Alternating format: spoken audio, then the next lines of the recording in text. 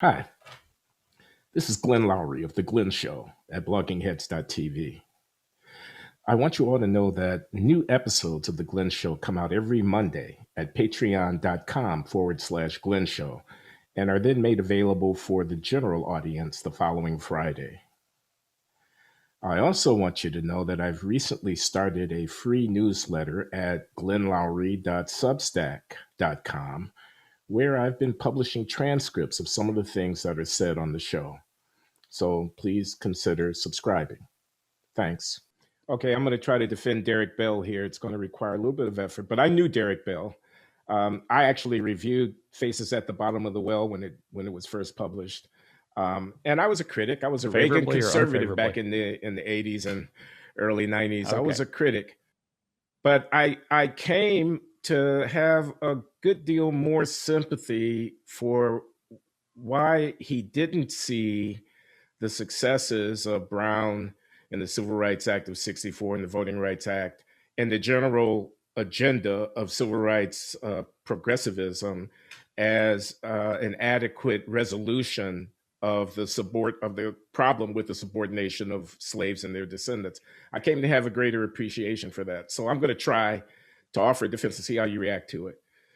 I'm sitting in 1980. You may find me pretty receptive to this. Okay, I'm sitting in 1980. There are 500,000 people under lock and key on a given day. Maybe 40% of them are Black. In the year 2000, I think Derek Bell died before 2000. I'm not sure about that. But anyway, let me tell my story. Over the course of the next 2 decades, the incarceration rate in the United States rises to where there are 2 million people under lock and key on a given day, and nearly half of them are Black. A lot of that has to do with the war on drugs. It doesn't have only to do with the war on drugs, but a lot of it has to do with the war on drugs. Now, if the people subject to all of this imprisonment, this 3 strikes and you're out, this longer sentences, this draconian imposition of state power had been white, the deliberative processes of American social reflection would have been vastly mobilized on behalf of the project of reform. But because they were Black, goes this story, it was not. They were expendable. They were people in our collective political imagination who were less than fully human. We didn't see their humanity. It was possible not to see it because they were Black, and it was possible to impose this draconian regime. But let's examine this regime for a minute. This regime is a political outcome. This is not etched in stone. This is not nature. There's nothing in the natural order of things here. These are judgments that institutions have made and are enforcing. And by the way, they're incredibly violent. The scale of the mobilization of power and the infliction of power of state coercion on these populations is incredible. It's an amazing, it's not slavery, but if I am reminded of slavery by what is going on, please forgive me, because the imposition of state powers. And moreover, what's the root of it? The root of it, at least in the drug area, is huge numbers of Americans are hedonistic, consumer-oriented, wealthy, spoiled. Many of them, maybe even most of them, white people who want to get high. That creates $100 billion a year commerce in illicit traffic. At the same time, we want not to embrace our hedonism fully, and in a hypocritical fashion, we let it, okay, I could go on in this vein. You see where I'm going with this. We are balancing our cultural budget on the backs of the weakest people. This is latter-day racism. Yep. To not see it as latter-day racism is to buy into a fairy tale about the nature of this country. The real nature of American democracy is being exposed by this. And if I don't demystify this structure, in other words, this is not just law. They break the law. They're being locked up for breaking the law. If I don't see where law comes from, if I don't understand why law doesn't change in response to negative consequences of its application, if I don't see this as being rooted in racial history, I am living in a fantasy world. The real world is a world of racial domination. It's going under a different cover in the year 1990 than it would have been in the year 1890.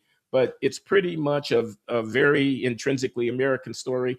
And by the way, critical theory, Foucault, Derrida, and company helped me understand and express this criticism that I'm making right now much more effectively than before it came along.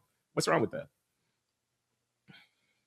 Not much, to be honest, in the big picture sense. But this is where let me tell the same story from Foucault's perspective, and maybe you'll get what I'm laying down here. So Foucault looks at the history of sexuality. This is probably his most famous work. History of Sexuality. It's in 4 volumes. It's voluminous. The first volume is the most relevant. You've read so he this, says way back in these the volumes. Excuse me for interrupting. You're a mathematician, as I understand it.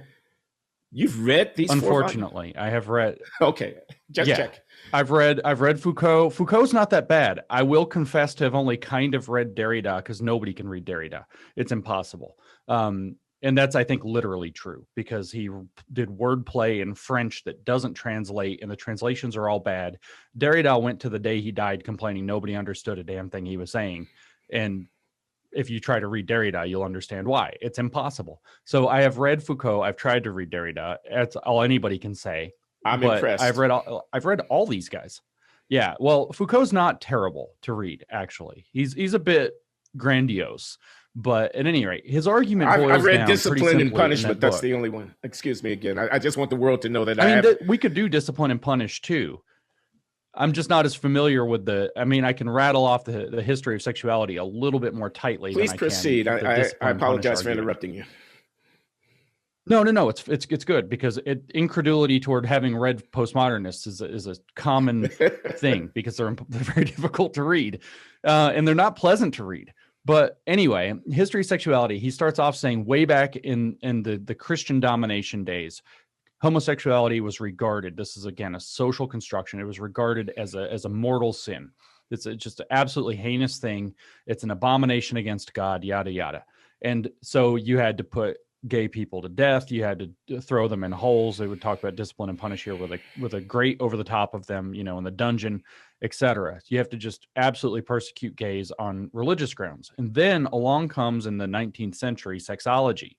People start studying homosexuality, and they come to the conclusion pretty rapidly that it's a mental disorder. And so now we're no longer considering homosexuals raging sinners, although the Christians may still. The more refined and intellectual people, the intelligentsia, are seeing them now as psychologically disordered. So what do you have to do with them? Well, you have to put them in asylums. You have to electroshock them. You have to you have to lobotomize them. You have to do all these horrible things in the clinic. We talked about the history of the clinic. So what he says is, we had bad times, and then we went to more bad times. And then later we see, again, it's still criminalized. It switches to where, okay, maybe it's not a mental disorder, but it's criminal. This is leading up to the 1950s. And then leading into the 1970s and 80s, it's still, it's no longer criminal. That battle has been won. And now it's just absolutely a social taboo. And, the gays are forced to meet in secret bathhouses where he ends up contracting AIDS. He believed to the day he died that AIDS was a social construct primarily to control the gay population, even as he was dying of it. And what his argument is that this there's no improvement from step 1 to step 2 to step 3 to step 4. There's no improvement whatsoever from that. This problem with homosexuality is on the metaphysical plane. It's a sin, an abomination against God, to wait, maybe it's something inside somebody's head. I see that as an improvement, even though the conditions didn't improve much materially. And then from there to, wait, maybe it's not actually a psychological disorder, but it's still bad. And now you've removed the disorder aspect from this. And then you go a step further, and now it's just socially taboo. He doesn't see this as a progress. He sees as where at no point in that progress is anything perfect. He sees it as just the same manifestation of the same problem all along. But for me, if you have moved from saying that there is a literally otherworldly reason that you can't possibly touch, that's utterly unfalsifiable, for why gay people are intrinsically bad, to, wait, maybe it's inside their head, maybe it's something in the world, you've made tremendous progress. And he doesn't acknowledge that progress. And I think that Derek Bell's doing something similar. Now, I have a very probably controversial opinion. I think that Derek Bell, and I think, in fact, Robin DiAngelo, are at the most recent end of the same spectrum, are pointing to very real things that they misdiagnose, plus this relentless pessimism. I don't think that Derek Bell's wrong for pointing at what he's pointing at. I think he's wrong for pointing at the causes, or he's misdiagnosing the causes. I think he's correct as you steelman and put his argument forth. But the causes of these things, it's very simple to say. First of all, it's similar to in ways, but not identical to slavery, and that distinction must be acknowledged. And I think that this pessimism tends to miss that, right? Certainly, it's different than slavery. Slavery, where people were literally being bought and sold and not considered to be humans, or not considered to be, it's a very different thing from, well, you're a human who broke the law and you have to go to jail, and yeah, there's going to be hard labor and we'll probably profit off of you. This is a very different thing. It's not good. I didn't say it's good, but it's different, right? And so if you completely negate that difference, you're doing something a little bit pessimistic and a little bit cynical. Further, my thinking on Derek Bell is that what he was actually looking at, and you may disagree or agree with me, I don't know, is that what we saw in 1964 was we saw not only the passage of the Civil Rights Act, but we saw President Johnson begin the Great Society. The Great Society was, in many programs, probably quite good, but in other programs, it established entitlements that had horrific effects on poor communities that skew disproportionately Black and brown. And those entitlement programs, and I mean entitlement programs, began to skew things in a particular way that created those conditions. Now, why is it relevant to bring that up? Because this was a failure of progressive policy. I say this as somebody who's identified as a progressive for my entire life. This was a failure of progressive policy that had bad unintended consequences. But then to say, oh, this is just a revamping of racism.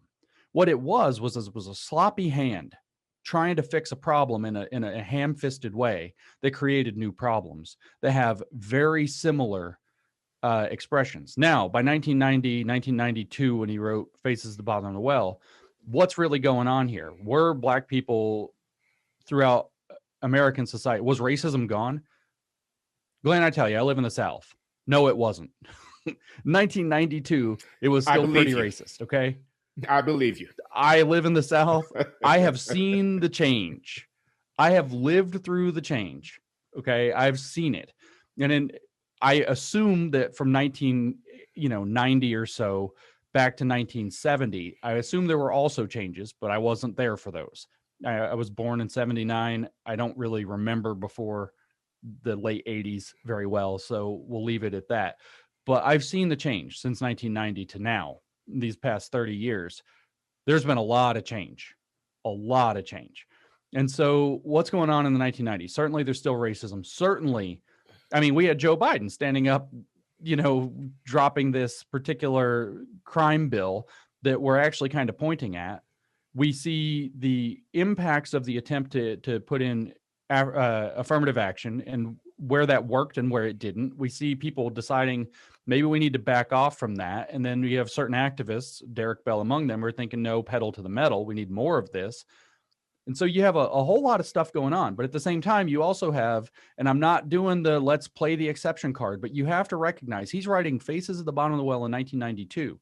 It says that Black people are at the very bottom of the well. Oprah Winfrey has the biggest television show on TV. Michael Jordan is the most famous person in the world. Michael Jackson's just king of pop, king of everything. He's not totally weird yet. Bill Cosby, you have to watch The Third Rail, but the number one television show. Right. Things were not the same. And I'm not saying like, look at the exceptions and forget. I'm saying things were not 1970 anymore. Things were not 1970. I remember in the 1990s, my typical, I loved to watch Black comedians. I still think Black comedians did more to end racism than anybody because they helped people, white people in particular, learn to laugh at themselves. The critical theorists, the critical race theorists say white people need to learn that they have a culture. Like Richard Pryor told us that. Are you kidding? We were laughing about that 30 years ago, guys. Like, you don't have to shame us for something we were already, we already dealt with, except maybe the progressives who haven't realized this. So what I'm seeing with Derek Bell and what I'm seeing with Robin DiAngelo is progressive people. And Derek Bell's different, of course, because he's Black versus Robin DiAngelo is white, but Robin DiAngelo, I think her whole book is a confession to this, is that the progressives have had a pretty bad track record with confronting their own racism, and they're projecting it onto everybody unfairly. And I think, therefore, many of the things they say are true, but they don't apply to everybody. They don't apply to society at large. They apply to the bubble and the circle that they ran in. What exactly is the how I read Robin DiAngelo, for example. What is the racism of the progressives? Can you spell that out? Well, there's this wonderful book. If you haven't read it, it's a true gem called Good White People that was written in, I think, 2014 or 15. It's Shannon Sullivan. She's not small, but Robin DiAngelo is great for this too. Okay. Or we could go back to Malcolm X. You could, all of these guys, and even Martin Luther King in his most frustrated moments in Birmingham jail, all talking about the white liberal this, the white liberal that. So that Good White People is about white progressives and white liberals, which Robin DiAngelo defines as someone who thinks they get it, somebody who thinks they're less racist, somebody who thinks that they're not racist. And DiAngelo says, and I quote, "Good white liberals do the most daily damage to people of color."